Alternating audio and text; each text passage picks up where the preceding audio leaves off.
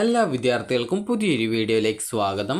ഈ വർഷത്തെ +1 vocational higher secondary second transfer അലോട്ട്മെൻറ്റിനായിട്ടുള്ള അപേക്ഷകൾ എപ്പോഴായിരിക്കും എന്നുള്ളത് പല വിദ്യാർത്ഥികളും ചോദിക്കുന്ന ഒരു പ്രധാനപ്പെട്ട സംശയമാണ്. അപ്പോൾ വിദ്യാർത്ഥികളുടെ ഈ വർഷത്തെ +1 vocational higher secondary second supplementary അലോട്ട്മെൻറ്റിന് മുൻപായിട്ടാണ് വിദ്യാർത്ഥികളുടെ സെക്കൻഡ് ട്രാൻസ്ഫർ അലോട്ട്മെൻറ്റ് ഉണ്ടായിരിക്കുക. അതായത് first supplementary allotment result July 7 തീയതിയോടെ വന്ന് ഏകദേശം 8-9 തീയതികളിലായിട്ട് വിദ്യാർത്ഥികൾ അഡ്മിഷൻ എടുക്കണം. അതിനുശേഷം വിദ്യാർത്ഥികൾക്ക് ഏകദേശം 10-11 തീയതികളിലായിട്ടാണ് വിദ്യാർത്ഥികൾക്ക് ഈ വർഷത്തെ +1 vocational higher secondary second transfer അലോട്ട്മെൻറ്റിനുള്ള അപേക്ഷ നൽകാൻ സാധിക്കുക. അപേക്ഷ നൽകുന്നത് വളരെയധികം സിമ്പിളായിട്ടുള്ളൊരു കാര്യമാണ്. അതായത് നിങ്ങൾക്ക് ഈ ഒരു വെബ്സൈറ്റിലെ കാൻഡിഡേറ്റ് ലോഗിൻ വഴി, അതായത് കാൻഡിഡേറ്റ് ലോഗിൻ നിലവിൽ വന്നിട്ടില്ല, ഈ ഒരു ഭാഗത്തായിട്ടാണ് കാൻഡിഡേറ്റ് ലോഗിൻ കാണുക.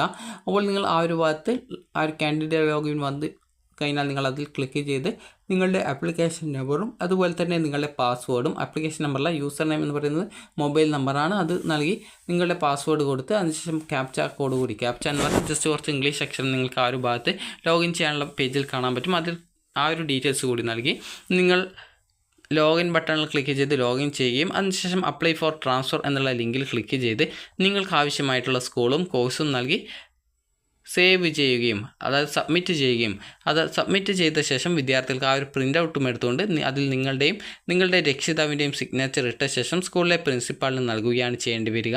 അപ്പോൾ വിദ്യാർത്ഥികൾ ഓപ്ഷൻ നൽകുന്ന സമയത്ത് നിങ്ങൾക്ക് താല്പര്യമുള്ള സ്കൂളും കോഴ്സും മാത്രമേ നൽകാവൂ. താല്പര്യമില്ലാത്ത സ്കൂളും കോഴ്സും നൽകാൻ പാടുള്ളതല്ല. അതുപോലെ ഈ ഒരു രീതിയിൽ നിങ്ങൾക്ക് ട്രാൻസ്ഫറിന് അപേക്ഷിച്ച് നിങ്ങൾക്ക് മറ്റൊരു സ്കൂളിലേക്കോ അല്ലെങ്കിൽ കോഴ്സിലേക്കോ മാറാൻ സാധിക്കുന്നതാണ്.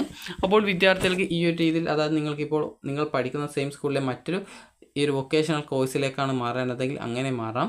അതുപോലെ നിങ്ങൾ നിലവിലെ സ്കൂളിൽ നിന്നും മറ്റൊരു സ്കൂളിലേക്കാണ് പോവേണ്ടതെങ്കിൽ അങ്ങനെ മാറാം. നിലവിലെ സ്കൂളിൽ നിന്നും നിങ്ങൾക്ക് മറ്റൊരു സ്കൂളിലെ മറ്റൊരു വൊക്കേഷണൽ കോഴ്സിലേക്കാണ് മാറാൻ താല്പര്യമുള്ളതെങ്കിൽ അങ്ങനെ മാറാം. അതായത് വൊക്കേഷണൽ ഹയർ സെക്കൻഡറിയിൽ നിന്ന് മറ്റൊരു വൊക്കേഷണൽ ഹയർ സെക്കൻഡറിയിലേക്ക് മാറാൻ ലഭിക്കുന്ന അവസരം, അല്ലെങ്കിൽ മറ്റൊരു കോഴ്സിലേക്കോ മറ്റൊരു സ്കൂളിലെ മറ്റൊരു കോഴ്സിലേക്കോ മാറാൻ ലഭിക്കുന്ന ഒരു അവസരവുമാണ് ഈ ഒരു ട്രാൻസ്ഫർ എന്ന് പറയുന്നത്. അപ്പോൾ ഈ ഒരു ട്രാൻസ്ഫർ കിട്ടിക്കഴിഞ്ഞാൽ നിർബന്ധമായിട്ടും വിദ്യാർത്ഥികൾ മാറേണ്ടതായിട്ട് വരും. ഒരു ഉദാഹരണത്തിന് ഞാനിപ്പോൾ ഒരു ട്രാൻസ്ഫർ വെച്ചു. അപ്പോൾ എനിക്ക് ട്രാൻസ്ഫറിന് അപ്ലൈ ചെയ്തപ്പോൾ ട്രാൻസ്ഫർ കിട്ടിയിട്ടില്ലെങ്കിൽ എനിക്ക് ആദ്യത്തെ ഈ ഒരു സ്കൂളിൽ തുടർന്ന് പഠിക്കാൻ പറ്റും. എന്നാൽ എനിക്ക് ട്രാൻസ്ഫർ കിട്ടിയെന്ന് കരുതുക. അപ്പോൾ ട്രാൻസ്ഫർ കിട്ടിയെങ്കിൽ ഞാൻ ആ ഒരു ട്രാൻസ്ഫർ കിട്ടിയുള്ള ആ ഒരു സ്കൂളിൽ പോയിട്ട് അഡ്മിഷൻ എടുക്കേണ്ടതായിട്ട് വരുന്നതാണ്. അപ്പോൾ ഇത്ര മാത്രമാണ് വ്യത്യാസം. അതായത് ട്രാൻസ്ഫർ കിട്ടിയിട്ടുണ്ടെങ്കിൽ ട്രാൻസ്ഫർ ലഭിച്ച സ്കൂളിൽ പോയിട്ട് ജോയിൻ ചെയ്യണം, അല്ലെങ്കിൽ കോഴ്സിലേക്ക് മാറണം. ട്രാൻസ്ഫർ ലഭിച്ചിട്ടില്ല എങ്കിൽ നിങ്ങൾക്ക് നിലവിലെ സ്കൂളിൽ തുടർന്ന് പഠിക്കാൻ സാധിക്കും. അതായത് ട്രാൻസ്ഫർ കിട്ടുകയാണെങ്കിൽ നിങ്ങൾക്ക് കോഴ്സ് മാറ്റമാണ് കിട്ടിയതെങ്കിൽ അങ്ങനെ മാറേണ്ടതായിട്ട് വരും. അതുപോലെ തന്നെ ഈ ഒരു സ്കൂളും കോഴ്സും അല്ലെങ്കിൽ സ്കൂൾ മാത്രമാണ് മാറുന്നതെങ്കിൽ കൂടി വിദ്യാർത്ഥികൾ ആ ഒരു അലോട്ട്മെൻറ്റ് ലഭിച്ച ആ ഒരു കോഴ്സിലേക്ക് മാറണം.